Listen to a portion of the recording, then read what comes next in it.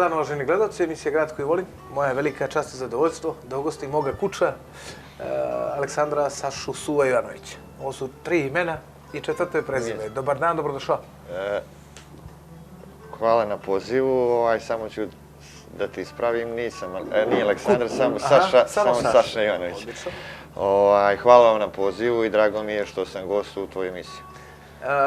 Neđe smo razgovarali prije početka emisije, da tako me često ljudi pitaju, dobro si se šetio i tako dalje, međutim ja uvijek kažem, svi su ti ljudi na spisku. Nego, pošto je zaista tu jedan veliki broj ljudi koji su prije svega kvalitetni kao osobe, a onda su u životu uradili po nešto. Tako da na sve treba doći red. Tako je i na tebe, Saša, došao red, tako da ja imam zaista zadovoljstvo da razgovaram malo o tebi lično, o tvojoj karijeri, o tvom jednom odrastanju ovdje. Mislim, to je tadašnji Titograd, sada Podgorica. Pa evo za početak, ljudi će interesovati gdje si rođen, koji dio grada i kako je bilo to tvoje djetinjstvo? Pa ovako, ja imam običaj da kažem da su moji bili Podgoričani i da sam ja Titograđanin. Rođen sam u Podgorici, ulica Hercegovačka, sami centar grada. Sami strogi centar grada. Tu su moji zgrada, jedna odmah od ulice Slobode, potez između ulice Slobode i Bavštića, koja je zgrada koja je napravljena 58. godine. Tu su moji živjeli od tada. Do dana današnjega tamo imamo stan. Tu smo se podigli i ja i brat i sestra. Sestra starija od mene 6 godina, brat 9. Djetinjstvo kao svako djetinjstvo. U to vrijeme tih dječaka iz centra grada na ulicu 2 krša. Je tada ulica Hercegovačka bila za kola prohodna?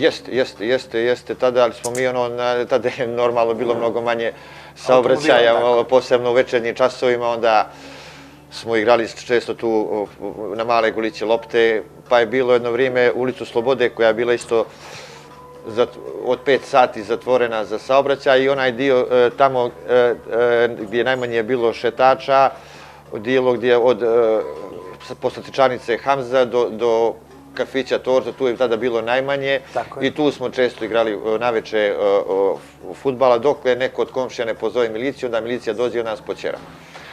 Znači vi ste imali problem s komšijama, ili oni s vama? I oni s nama, opet to su bili većinom i stari ljudi, kasno je to mi kao djeca, nama nikad nije bilo kasno, samo da igramo.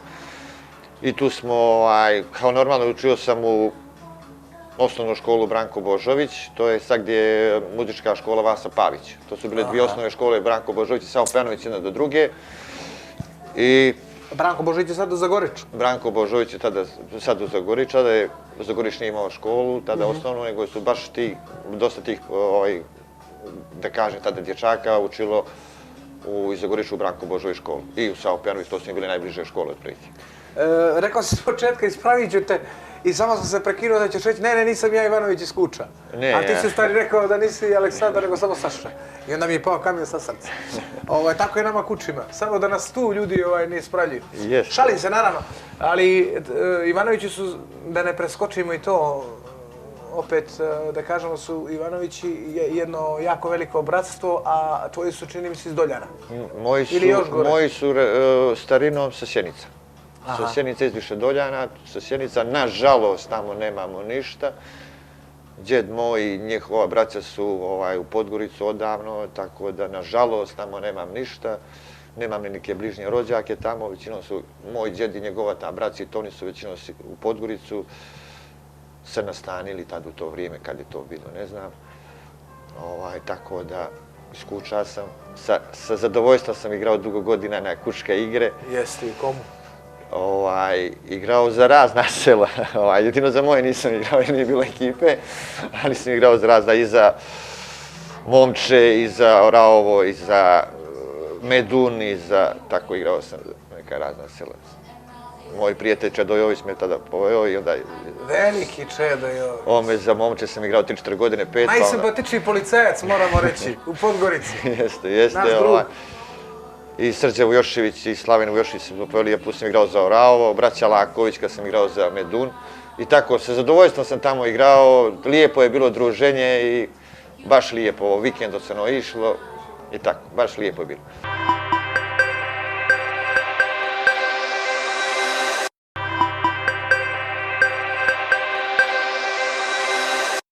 Saša, nastavljamo priču. Gdje te, naravno rekao si osnovna škola Branko Božović, tadašnja, odnosno sadašnja muzička škola Vasa Pavić. Kakav si bio đak i da li si išao na one čuvene utakmice između škola i tako dalje? Da li si bio možda kapiten svoga dvorišta, kapiten svoje škole i tako dalje? Kako ti je to tada išlo? I ko te, ajmo da povežemo odmah, ko te u stvari vidio da imaš talent? Prvo me vidio profesor fizičkoga, pokojni Dragi Lazović, ja sam kao... Opet kuć. Opet kuć. Mada Lazović je bilo Poljac. Učenik 6. razreda, tada igrao za reprezentaciju škole. Istina, nisam bio u prvoj postavi, ali sam bio član ekipe kao učenik 6. razreda. Bilo je tada na Cvjetinovom brigu, sjećam se, tamo su se odigravale te utakmice škole, osnovne između osnovnih škola, to je tada na veliki teren bilo. I onda 7. i 8. razred toga nije bilo i 8. razred, kao trebalo je da bude, nije trebalo i uglavnom mi smo napravili neku reprezentaciju te škole, Branko Božović, mene su stavili kao za kapitena, međutim to se nije odigralo. I pošto smo mi to već imali kao tu reprezentaciju škole, odnosno ovu priču djeca iz Zagoriča koja su u čilu Branko Božović, tada je trener Koma bio Brano Milačić, trener tih pionira. I učenici Branko Božović škole su trenirali u Kom tamo kod Brana Milačića i ja mislim da je bio tada Adžić Veselin, Adžić Vesko, pitao me da dođe reprezentacija škola odigra prijateljsku utakmicu sa Komom, tim pionirima. Mi se skupimo na autobus, šestica iz grada do Zlatice. Do Zlatice odigramo utakmicu, sjećam se, bilo je 2:2. Ja sam dao 2 gola i poslije kao na kraj svi penali pucali. I posle utakmice, oni mu rekli za mene Brano i posle utakmice Brano Milačić mene pita da dođem da treniram u Kom. A ja kao uvijek što sam volio društvo, uvijek sam bio u neko društvo, uvijek smo se družili. I ja baš bukvalno ovakav odgovor bio, a ja rekao nema problema, hoću ako će ova 2 druga sa mnom. Bili su 2 druga sa mnom, komšije koji su učili sa mnom i Brano kao nema problema, bio je to Goran Gogo Asanović i jedan moj isto drug Siniša Stojanović i mi smo tako počeli da treniramo u Kom, ja počeo pionirati, mada iskreno da vam kažem, bio sam dosta neozbiljan, treniram pa ne treniram, pa tako da, bila je to fina generacija, baš sam se prisjećao prije neki dan te generacije, tu su bili. Ko su bili ti kojih se sjećaš? Pa bio je golman Slaven Vujošević, bio je... Slaven je poslije bio štoper, jel? Ne, taj. A drugi? Jedan, živio je tamo, Slaven Vujošević, u zgradu Tehnohemije, čuvena zgrada Tehnohemije. Tamo je on živio. Bio je Čađinović jedan iz Zagoriča, bio je, braća Lukova su bili iz Zagoriča, bio je Goran Vidmar. Koliko toliko njima bliže nego tebi iz centra grada? Da, bio je Goran Vidmar, Aco Lazović, bio je Bačko Rakočević, bio je moj drug Ogosanović, bio je pokojni Dragan Lajović. Aco Lazović, stara kuća? Jeste, Aco je igrao, Aco i Goran Vidmar, komšija njegov. Oni su isto bili, bio je Bačko Rakočević, dobar jedan igrač, špic. Rekla bi se dobra ekipa. Ćamo Muminović, jedna dobra ekipa, dosta od njih se tada igralo i Brano je bio trener neke reprezentacije, te Crne Gore, tih pionira, bio je turnir u Foču, nešto, pa su dosta iz Koma tada išli u tu reprezentaciju. Ja nisam, i neozbiljno treniram mjesec, 2, pa me nema, pa treniram mjesec, 2, znaš kako. Dobro, ali Brano te čini se trpio, jel da? Pa jeste, Brano je volio te igrače koji su ovako malo znali, prefinjeni, bili tako, Brano je volio i trpio me dosta. Tako i trebalo je istrpjeti. On je volio, i to se pokazalo i kroz dalju karijeru, jer Brano Milačić mene je bio tada kasnije i trener i tada mladost, svog se naši Titograd i tako da me i tada volio i kad je bio trener budućnosti, kad je bio direktor budućnosti, tražio me da budem tada jedan od trenera mlađih kategorija budućnosti, tako da je, što se tiče Brana Milačića, mogu da rečem da me gotivio, cijenio, kako se to već, kako bi to već rekao. Mora, opet da ne kaže, će reći ljudi, forsiraš ove tvoje. Dakle, koliko staješ tu U komu, je li to kadeti, omladinci? Pa Ne, posle tada je gdje te bilo, put vodi? tada je bilo samo pioniri i omladinci, tada nije bilo. I nisi imao, nije tada postojalo ovih školica? Ne, samo ništa, samo su bili pioniri. To je 10-12 godina i ideš. Jeste, samo što je tada bilo, znaju to svi, to je, tada je bilo za pionire igra od 16 godina za pionirima, to se tada bilo švercalo te dokumente i onda to je bilo, tada je bilo, Boga mi, dosta teško igrati. Gdje je bilo to budućnost, bilo to Titurat, bilo to kom, jer to je bila velika konkurencija, a samo su dvije ekipe, pioniri i omladinci. Nema, i onda je tu bila... A posle koma gdje nastavljaš? I neđe pred Voj, posle koma, nešto sam malo za seniore, kasnije tek nešto sam kod Relje Dedića igrao za seniore, kao 18-godišnjak, tako sam igrao za prvu ekipu. I onda sam pošao u vojsku sa 19-20 godina. Pošao sam u vojsku... I koji rod? Prvo, moram joj reći, pođem u Mart da vidim, Mart, ne znam koje godine, 85. 4. 5. Pođem u Vojni Osijek, to baš preko neke veze, i ovaj mi kaže, bio sam vezist, imaš, veli, da biraš 3 mjesta.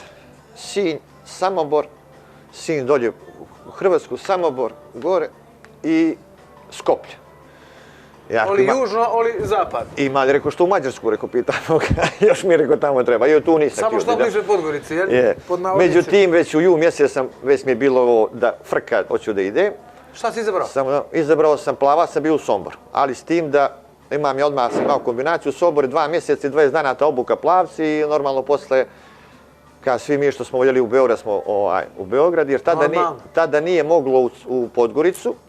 Mogao sam iz prekomande na Prevlaku, ali mi se nije tamo išlo, plaće su mogli, jer tada nije moglo, na primjer, ja iz Podgorice nisam mogao u Podgoricu. A, na primjer, sa mnom u Somboru je bio, nismo bili u istu zgradu, ali bio je tada isto moja generacija, što se ono kaže, ta vojna, bio je Dragoje Leković.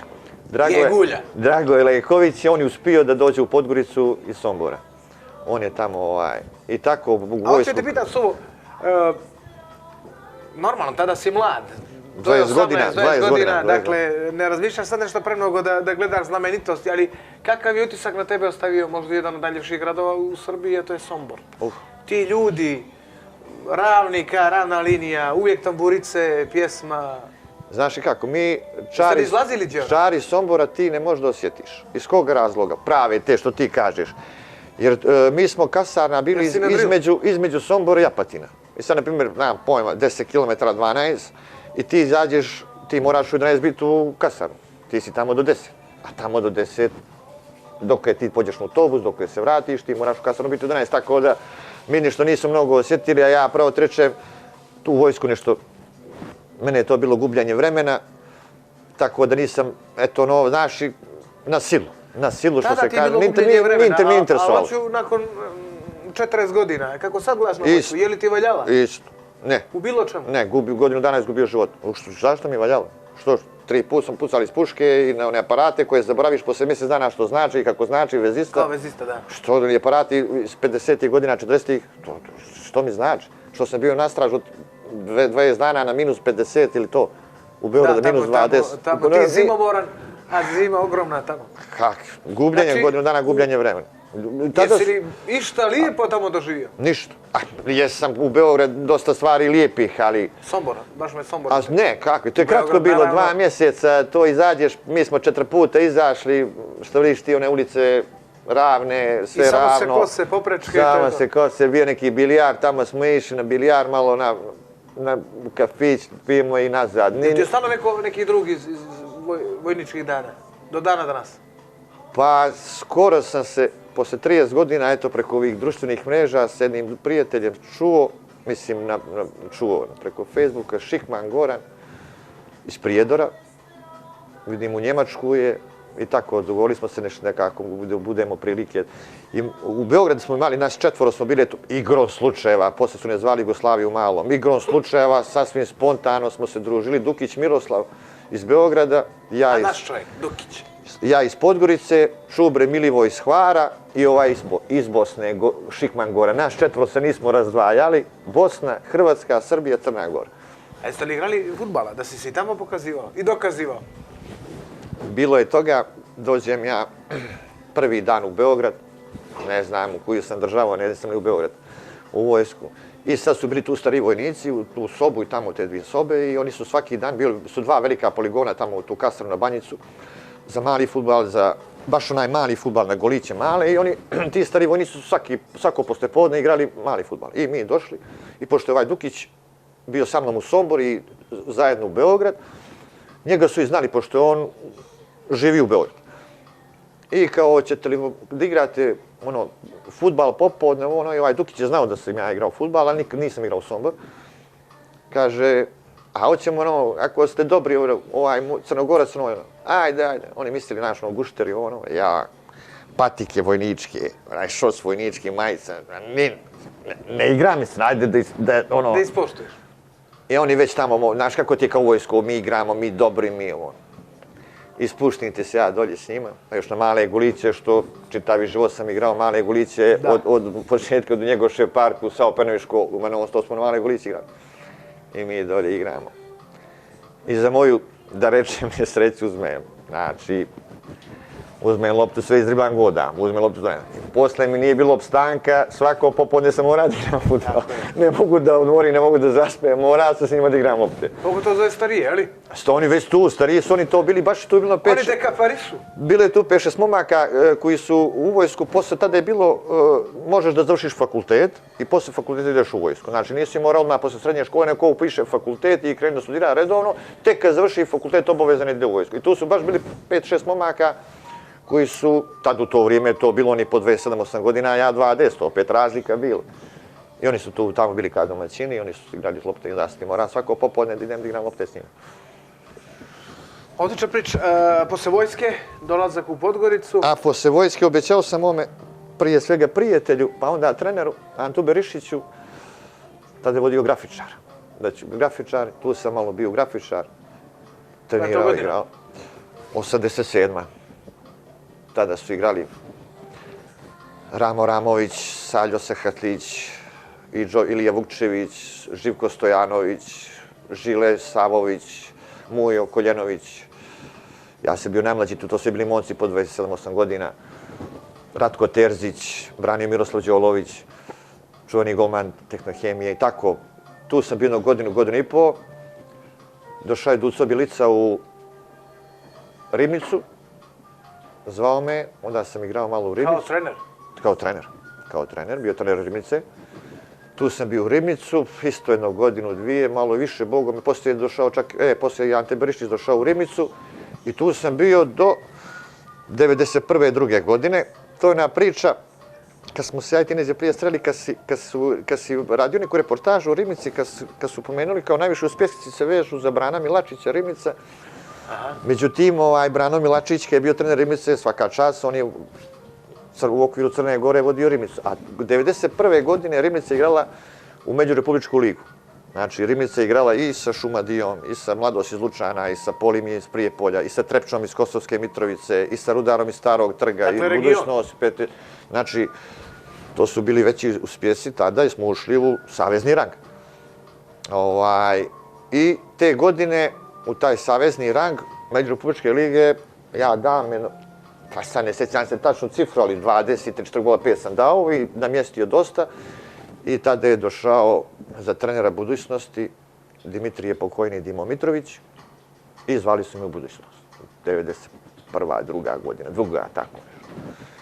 I ja sam prešao u budućnost, tada bila ekipa baš dobra, branio je Saša Petrović, Marinko Mirotić, Viktor Trnevski, Niša Saveljić, Božović, Grof je bio malo nešto 4-5 kola, čini mi se prešao u Crvenu zvijezdu tada. Bio je Rajo Dragićević, rekao sam Niša Saveljić, Miodrag Miki Vukotić igrao lidera.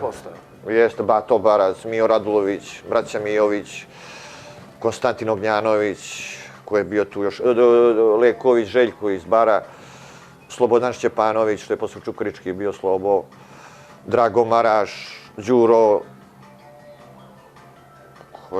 bilo je tu, baš dobra ekipa je bila i dobri su rezultati bili, dobro su igrali. Poslije je došao Božović iz onih Čačka, prije toga isto on bio u budućnosti, pa je što bio u Grčkoj, nije završio, vratio se lijevi bek.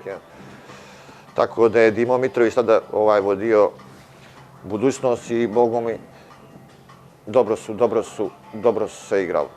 Tu malo sam se, bio sam stvarno sam dobio šansu u pripreme, iskreno, dao mi je šansu na pripreme, u pripremi period prve 2, 3, 4 utakmice. Bio sam starter, iskreno slabo sam odigrao, poslije sam me stavio na klupu i ima anegdota za Dima, pred prvenstvenu utakmicu, mi smo tada autobus, pa smo stalno neđe trenirali i uzeo autobus i stane ovako, sjećam se Puka reče, teže mi je se staviti klupu na prvu ekipu. Jer je Dimo se znalo otprilike 11 igrača, 20 koji igra, sad ovamo je bilo još 10-15. Isto kvalitet baraba? Isto i onda treba odvojiti od tih 10-15, tada je bilo 6 za klupu, ovi da nisu na klupu. Tako sam bio, onda opet sam nešto malo u Rivnicu i onda poslije sam pošao u Mornar pola godine, kad smo bili drugi, ušli neke kvalifikacije za drugu ligu, igrali sa Aleksinac kod Kruševca, njih smo izbačili, onda drugo kolo za ulazak, Zbor sam iz Banja Luke, jer je Borac bio jedini klub iz Bosne tada koji je igrao u Savezni rang Srbije i Crne Gore, s tim ispanemo od Borca, posle Mornara, posle Mornara Mladost, današnja Titula, to je bilo 95. 6. godina, predsjednik kluba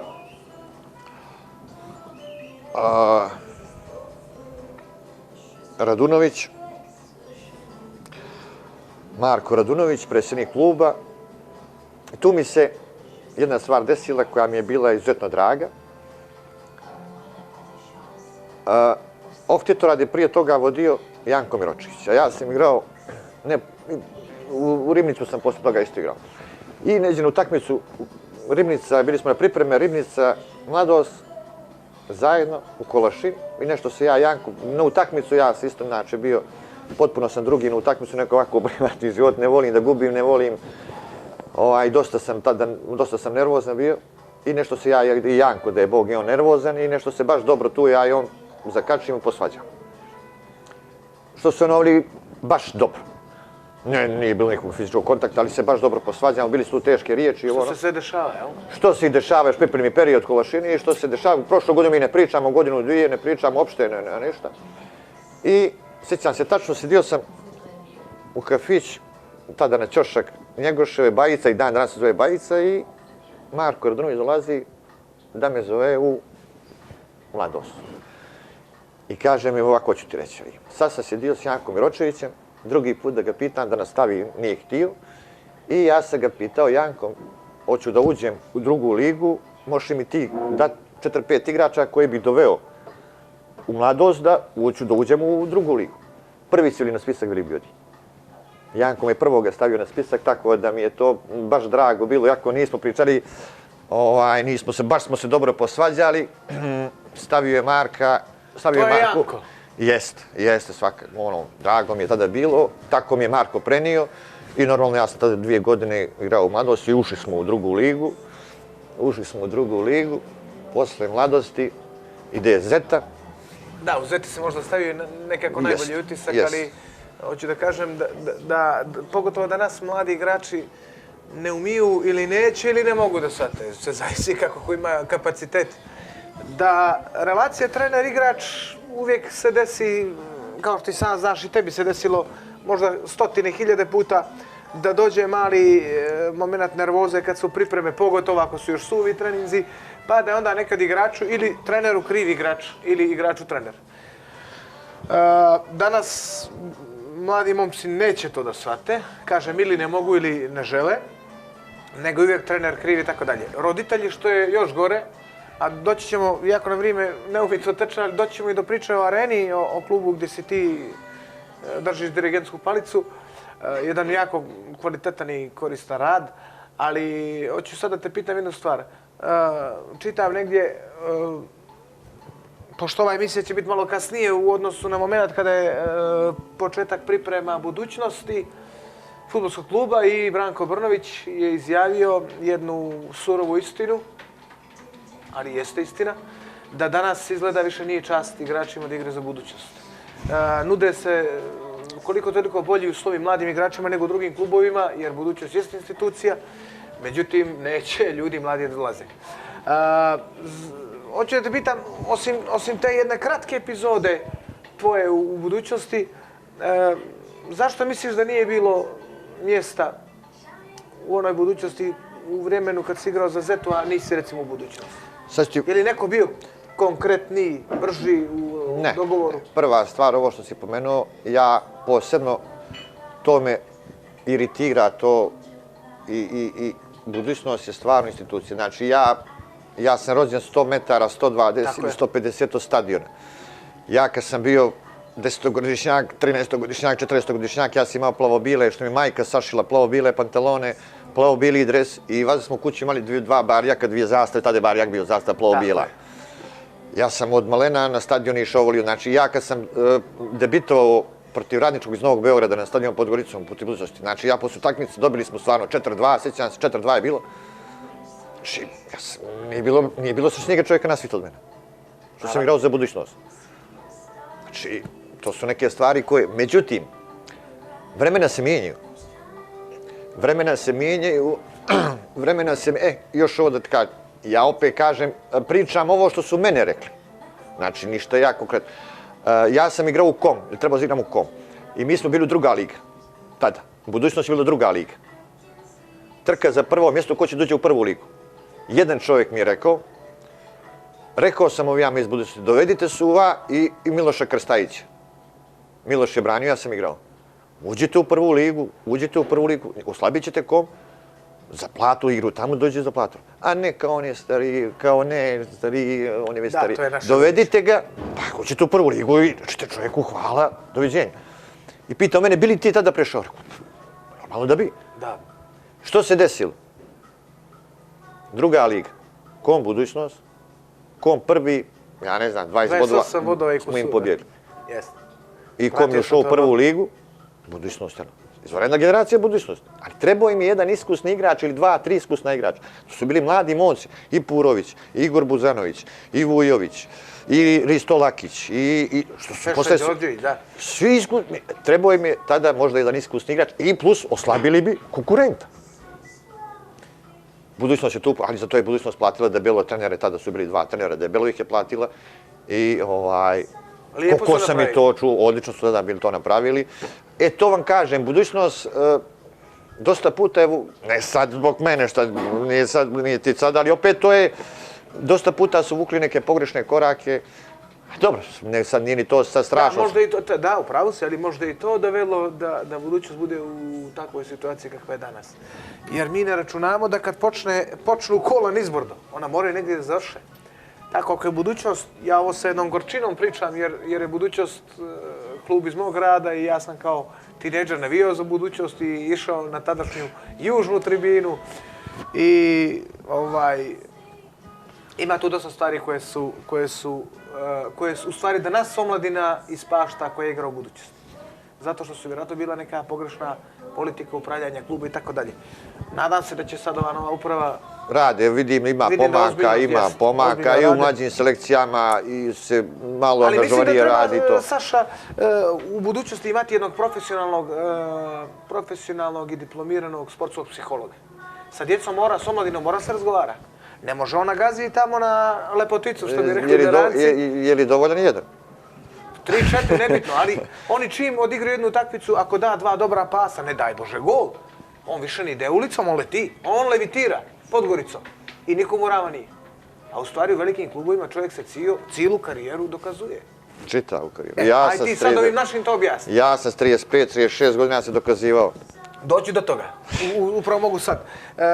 Volio bi da pomenemo tu generaciju KOM-a koja je 20 kusur bodova bježala budućnosti, najbližem pratiocu i jedinom pravom kandidatu za ulazak u prvu ligu. Tada je KOM ušao i igrao sa Zvezdom, Partizanom i tako dalje. Ja sam do tada i tu sam prestao da igram fudbal, to mi je kraj karijere bio. Zašto? Jer nisi...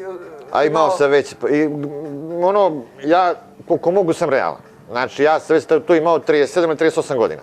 Znači, realno... realno... Duško Ulej sad ići, 40. Dobro, realno... Sad će ga, čini mi se, Ivan Jablan stići. Ja nisam... Ali on kaže, Boga mi teško. Jeste, ali ja tada je bilo što kažeš ti Partizani, Zvijezda... Da, omladina toga. Ja s 38 godina realno nisam bio spreman da igram. A ja kad izađem na teren, hoću da sam ja.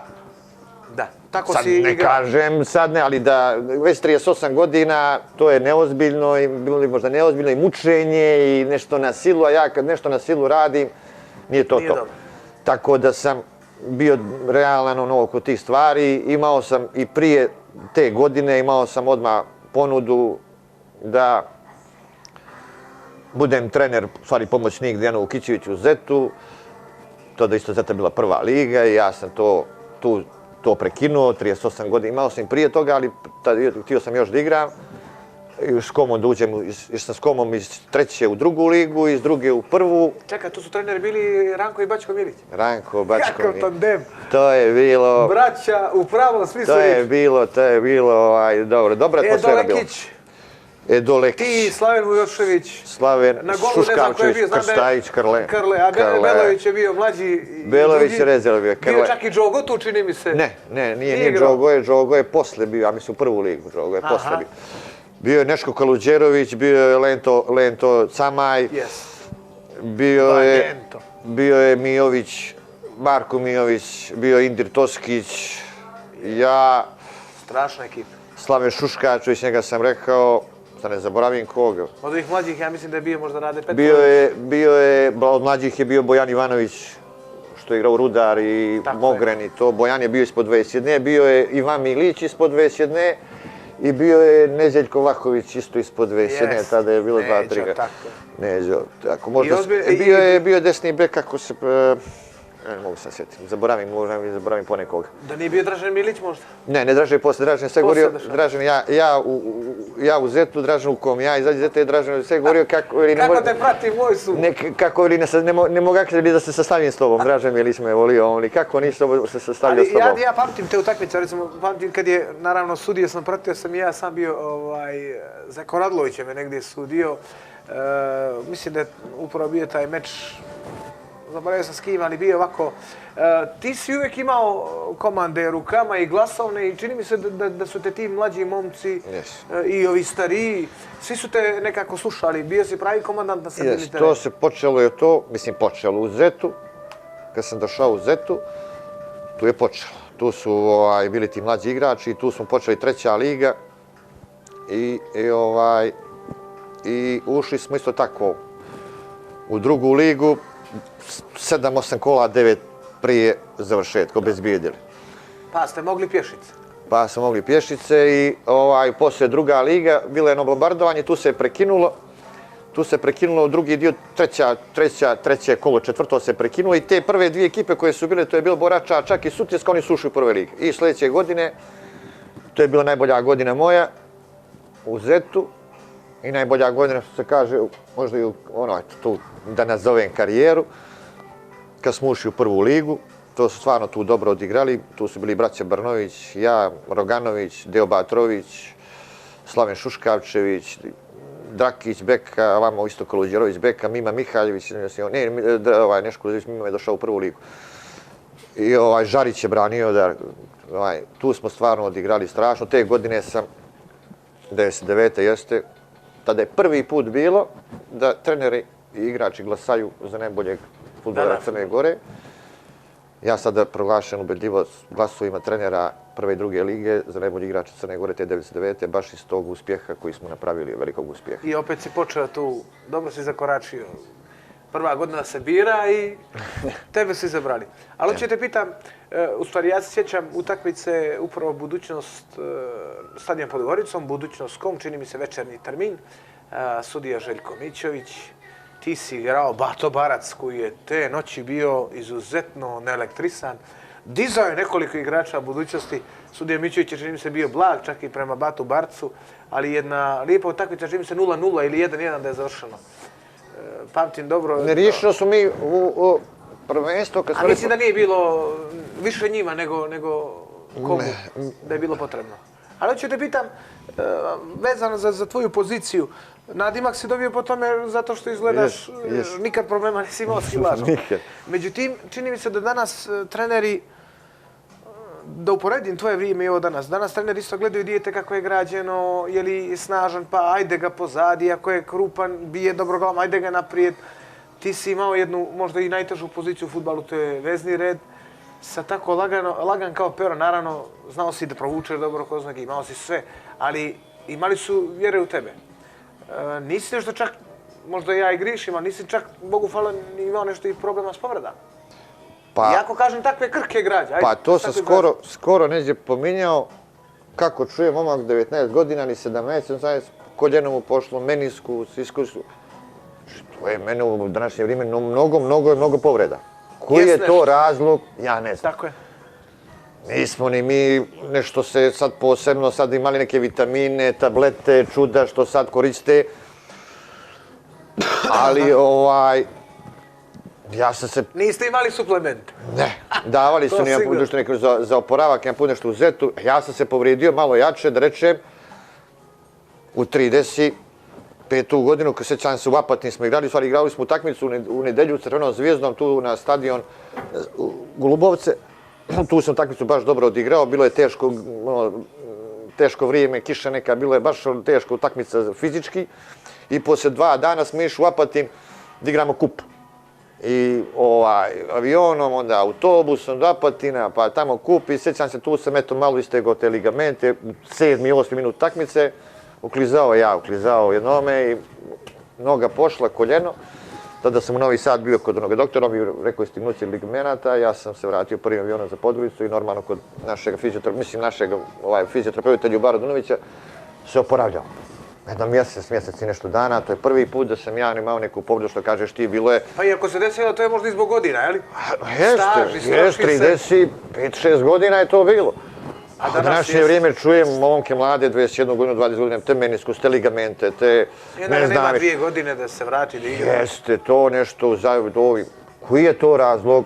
Ja stvarno ne samo ja, nego i moji kolege tad u to vrijeme, bilo je povrijeđen, ne kažem ja, ali nije to koji mjeri. Ili što kažeš ti, većinom su se povređivali malo, da kaže, malo stariji igrač. Ovo mlado, ovo.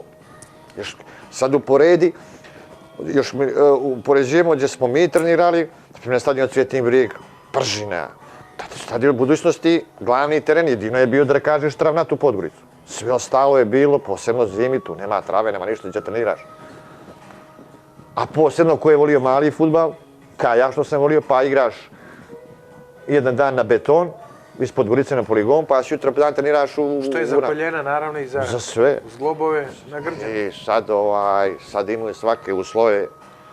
A opet nije dobro. Opet ne valja ništa.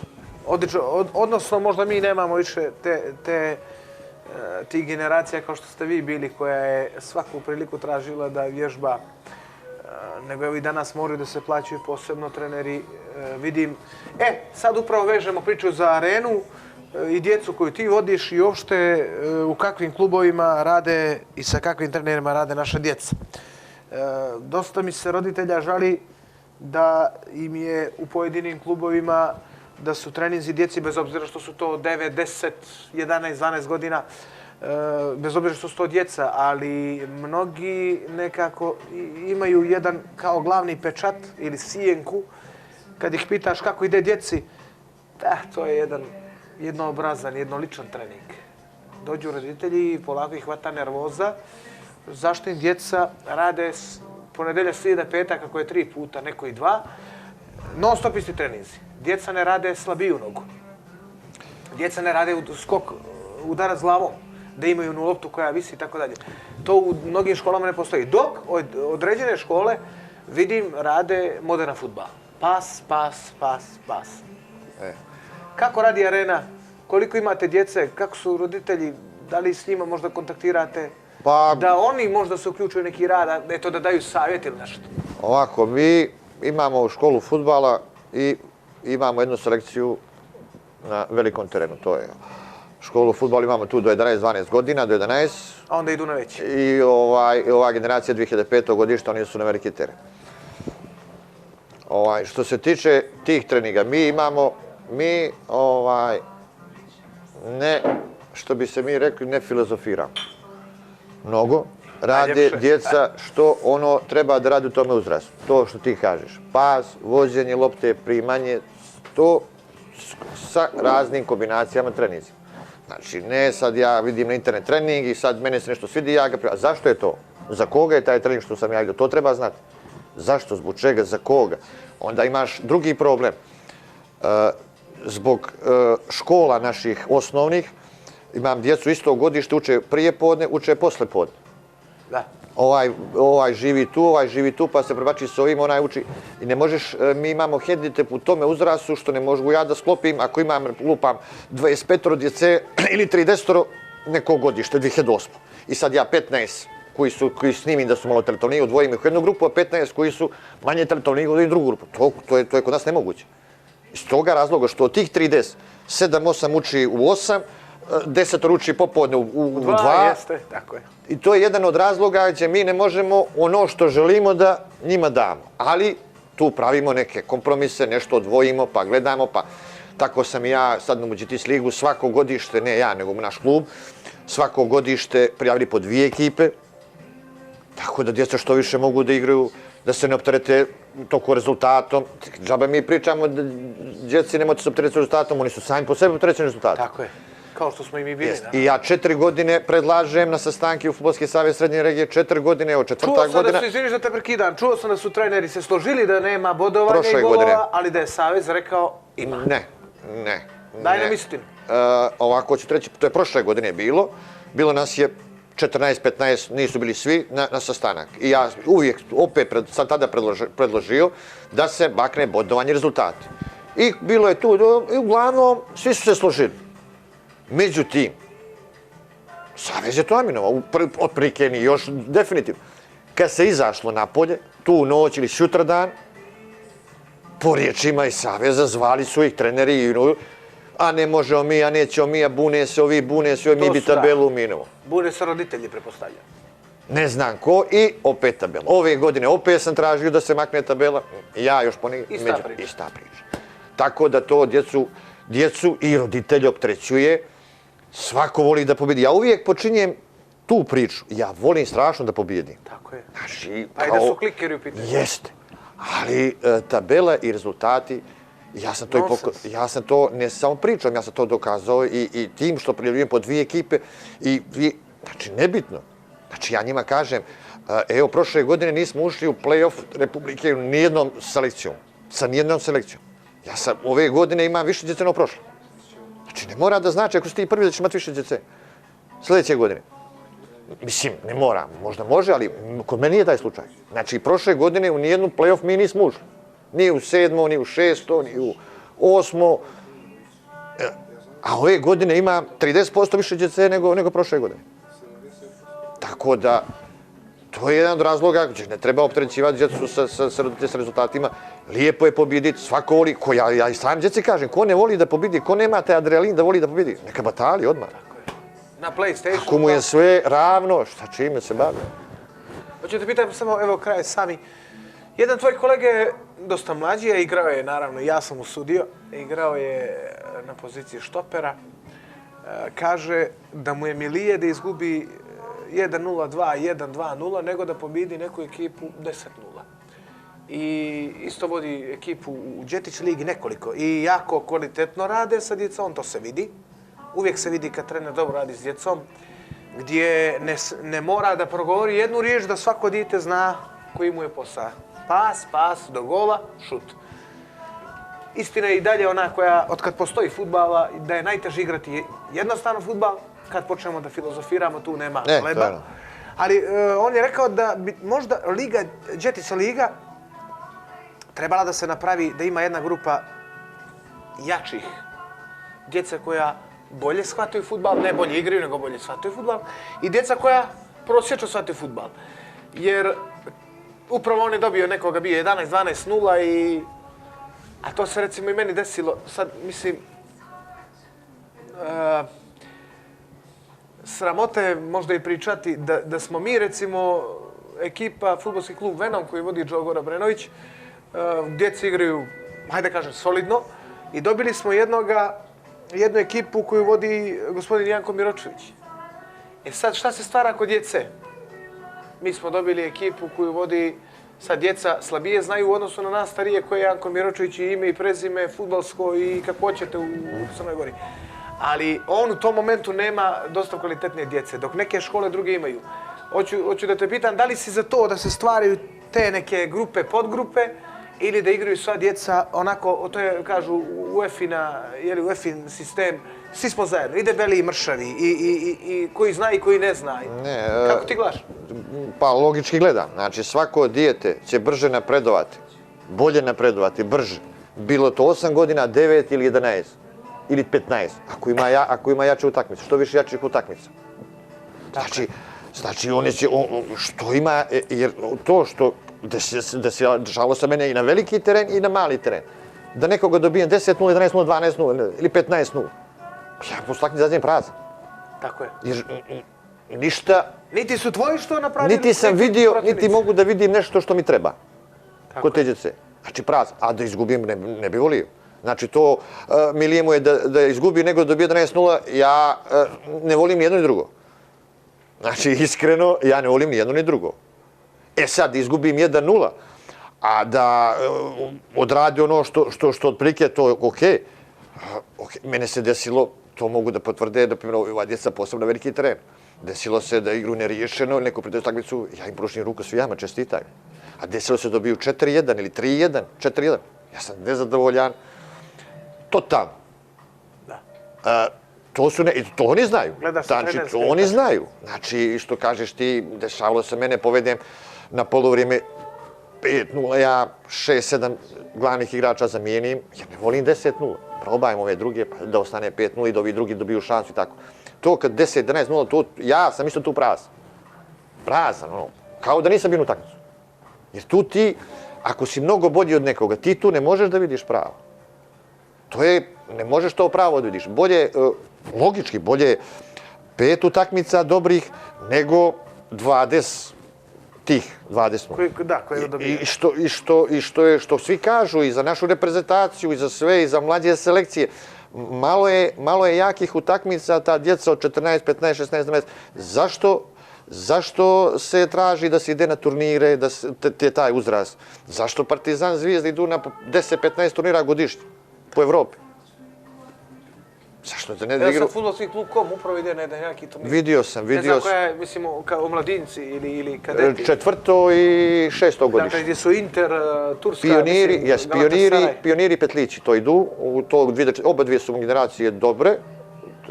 I Rade Petrović prvi je sad trenutno i radi odlično. I prvi mu generacija, 2004. godišnje, dobra generacija. I Džogova generacija, 2006. isto fina generacija, dobra. I treba, mi smo bili isto prošle godine u Sarajevo, nismo na taj turnir, nego isto sličan turnir.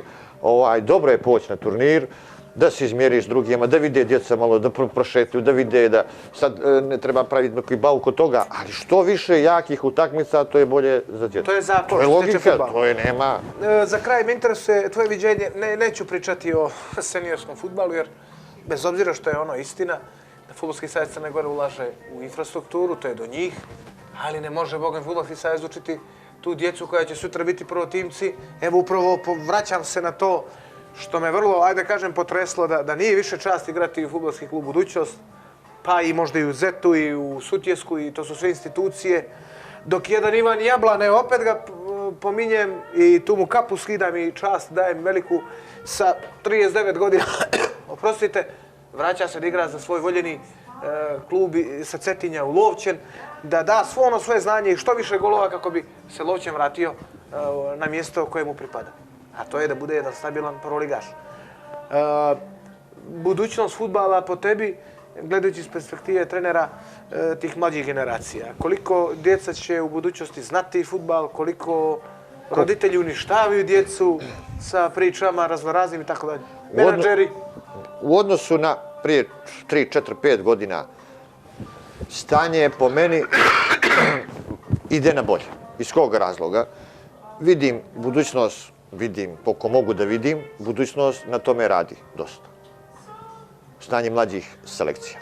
I dupli 2 po 2 trenera, idu na edukaciju, višli su u Fudbalski klub Partizani, dolazili su iz Partizana tu na edukaciju. Znači, i sad su još napravili teren, sad će još jedan teren. Znači, oni su tu. Isto to vidim, ima napredak i u off-titularu. I oni isto rade na tom i na tim stvarima, i testove tamo neke su radili oko djece da vide što. Vidim da se polako podiže i mladoosječko polje. O, da, ozbiljno. I oni su počeli da s mlađim selekcijama da rade bolje i imaju uslove, sad će imati još bolje uslove i tu već vidim treći klub. Četvrti klub vidim KOM. KOM za takvu pohvalu da su im selekcije u samom vrhu, svako skoro godište imaju...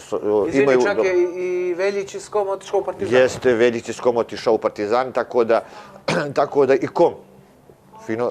Sada isto kažem, Zeta, i Zeta radi, ima Zeta kao mlađe selekcije i tu je još privatna škola Dragoljubo As, koja je, da rečem, filijala njihova i to. Sad, kako možda još neku Crnu Goru radi tim sistemom, ali ovo je nešto što ja znam i što sam s tim upoznat. Tako da tih mlađih selekcija i taj rad ide na neki bolji put. Ali, sve je do para. Što se reklo, koliko para, toliko muzike. Mnogo velike pare trebaju da se ulažu u mlađe selekcije. Klub, što je realno, nema pare ni za prvi tim, a ne za mlađe selekcije. Tako da, pare su najviši problem. Prvi problem, drugi problem, šta kad imaš pare, kako dalje. Uložiti je. Da, ali šta je kako nemaš para? To je problem, po mene, ne po mene, nego realan, logički problem, da ti ne možeš, ako ne ulažeš u milion stvari u mlađe selekcije, o čemu pričam? Naprimjer, lupam Partizan, sad smo neko produženje licence i direktor Partizana, mladih škola, neke stvari. Oni imaju kondicionog trenera na duplu selekciju. Samo za kondiciju. Svaki po 2 trenera, milion stvari. Tako je. Milion stvari. Već o tome treba razmišljati kod i C. Fizička priprema. Jeste. Tako, milion stvari, a opet sve to do novca. Uvaženi gledalci, Saša Suvo Ivanović je bio gost u emisiji Grad koji volim, čovjek zbog kojeg su se, neka se niko ne naljuti na ovu odjevu, punili stadioni onih 2000-ih i malo posle godina i barem sam ja stekao takav dojam. Saša, hvala ti još jednom što si bio gost i što si izdvojio vremena da se malo s nama podruži, što bi se reklo, i da eto malo vratimo uspomene na neku tvoju karijeru koja je zaista išla nekom uzlaznom putanjom, a opet se nadam da ćeš sjutra od ovih generacija koje nastupaju sada za fudbalski klub Arenu ili školu fudbala, da ćeš ih sjutra izvesti na pravi put, pa da ćemo imati još Saša Ivanovića, ako Bog da. Prvo da vam se zahvalim. To što si rekao na kraj, to mi je najbitnije. Najbitnije moja karijera kakva je bila, takva je, ali ovo sad što radim, to mi je najbitnije. Od 14 godina mi radimo, to moram da naglasim. Mnogi dječaci su iz naše škole postali fudbaleri, postali, bave se tim, bilo je dosta reprezentativaca mlađih selekcija Crne Gore, prvotimaca seniorskih. To je naš neki tada bio cilj da što više djece nastave da se bave fudbalom. To je cilj bio od prvoga dana Arene do zadnjega dana. Ne da bude jedan igrač i mi rečemo ova igra tu, to je igrač Arene. Što više djece da bude članovi bilo kog kluba, da se ti bave, da od toga žive, to je cilj fudbalskog kluba Arena zajedno sa mojim prijateljem i predsjednikom kluba Srđom Filipovićem i Predrom Ilićem i to je naš i Vlatko Brnović, to je naš cilj, evo sad nam moj sin Nikola pomaže tu, to je naš cilj kompletne te ekipe koji od 14 godina po mojoj nekoj procjeni uspješno radi. Svaka sreća u daljem radu, hvala još jednom. Hvala i vama na pozivu.